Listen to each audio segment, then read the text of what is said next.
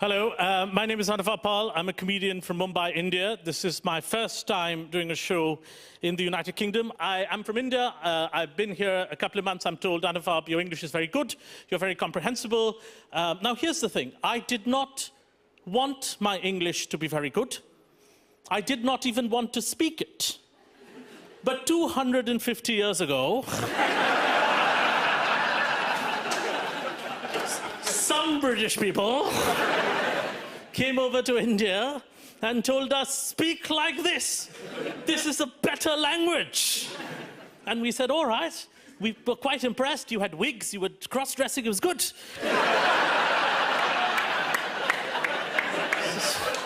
Fans of the empire in the house. And we were learning. You said, yeah, English is an easy language. Write down, Salisbury. He said, no, it gets easier. That was a hard one. Gets easier. Write down, Siobhan. It was going well. It was going fine. Suddenly, 1947, middle of the night, you guys just left. Just ran away. World's first Brexit.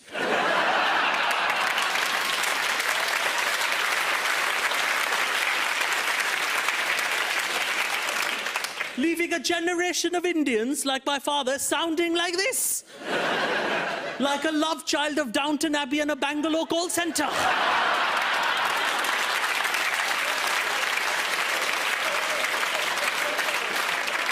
And we asked you, Britain, we said, what are we now in India supposed to do with this accent? You said, we don't know yet. But maybe in 60, 70 years, when your economy picks up, you've got that accent. When our credit cards don't work, you can answer our phones.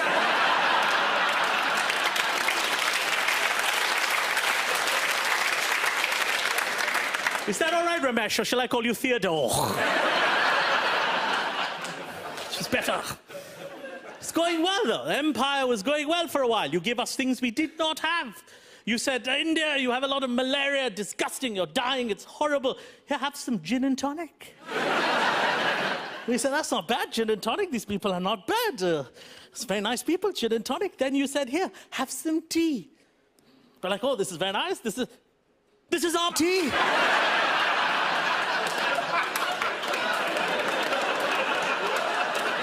What kind of treachery is this? They're selling our stuff back to us. What are they calling this scam? The British Empire. Not bad. It's not bad. But now, now it's two distinctly separate countries, 70 years of Indian independence. You are a democracy. We are whatever we are. Just a billion people running around saying, give me Facebook. And now I love studying differences in our cultures. My first time in Britain for an extended period, I was surprised to find how polite your people are, and how your language works at two levels.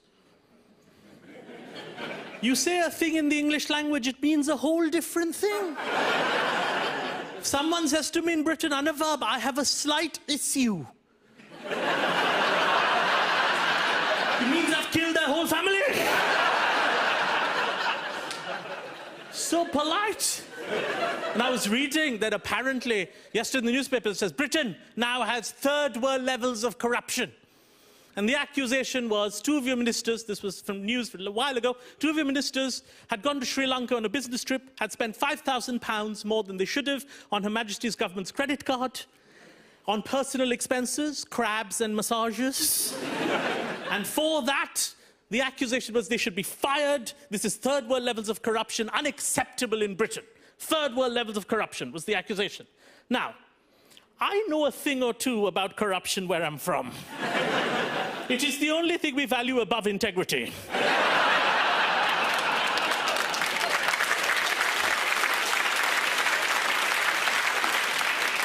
It's the first time anywhere in the world people are clapping for corruption. So I read that, and it said, accused of stealing how much? £5,000? Amateurs. 2 weeks ago, a government minister in India walked into the treasury where the money is printed, stole the machine that prints money, and put it in his house. And he wasn't fired, he was fined, which he paid off by printing the money.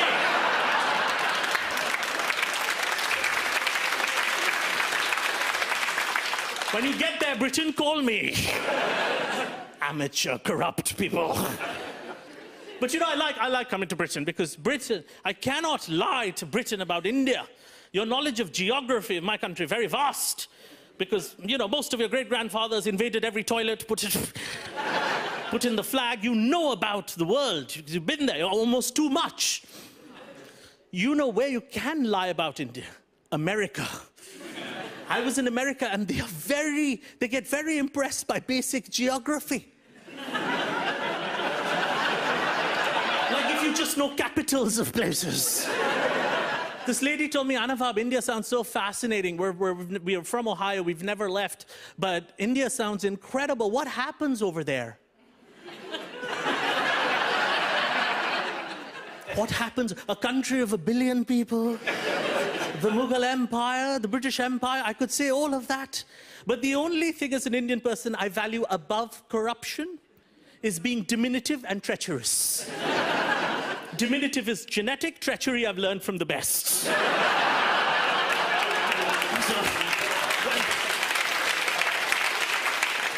when she said, what happens over there?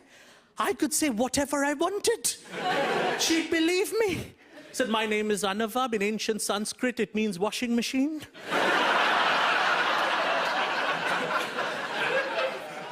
She said, do you guys have like elections in a democratic government? We have a president through elections. You guys have something similar? I said, I don't know what that is, no. No, we don't have any of that. What we do is, the entire country is run by the app Uber.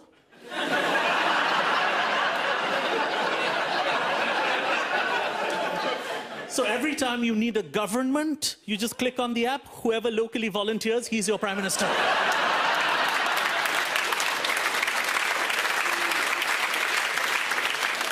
You know why you're clapping, right? You in Britain are thinking, that's a pretty good system of government. Let's open the apps. Who is our prime minister this week? I don't know who's around in SW1.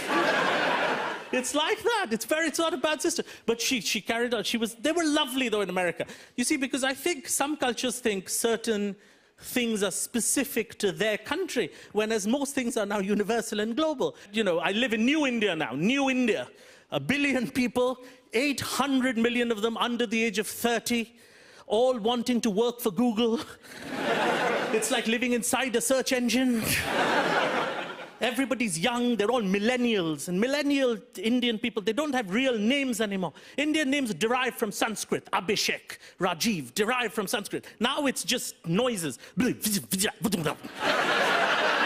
blue, flat white, vision.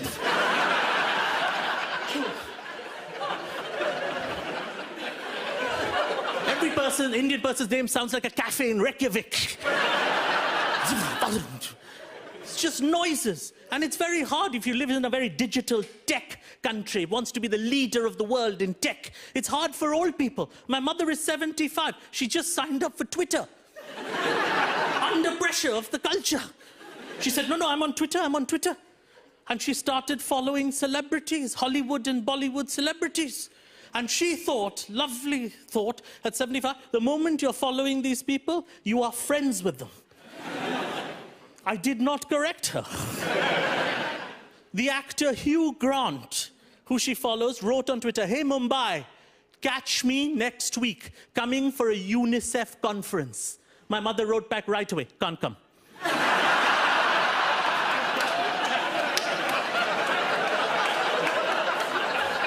Busy. Change the date, Hugh. Fantastic. But before I leave you, I have to tell you this. This is my first time in Britain, and I'm quite taken. Before I left, my wife said, listen, you're very fat. You're going to be an embarrassment to all of India. Go for yoga. Try and lose some weight, go for yoga. Now, here's the thing. I went to a yoga clinic in Mumbai. And here's the thing. I've realized when I come here how much yoga has become our greatest export. And I have to tell you this, London, yoga was not invented in an espresso shop in Shoreditch.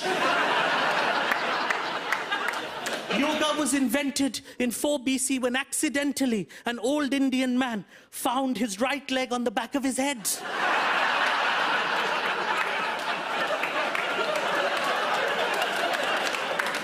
looked around and said, you know what, there's a business here.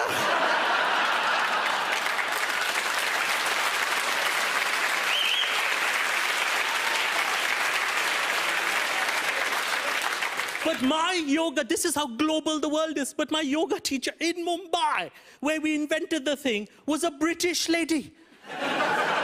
We outsourced it to you, you outsourced it back. Her name was Emma. She said, none of you Indian husbands are fat. The class was filled with fat, obese husbands. All walking around going, your wife sent you. You're fat. You're disgusting. And she said, none of you are fat. All your wives are body shaming you. We said, okay, we're not fat. What are we? She said, you are oysters in a beautiful ocean. And what you have is not a belly, but a covering to hide the pearl inside you, you beautiful oyster. And we said, this is how they conquered India. Ladies and gentlemen, you thank you very much.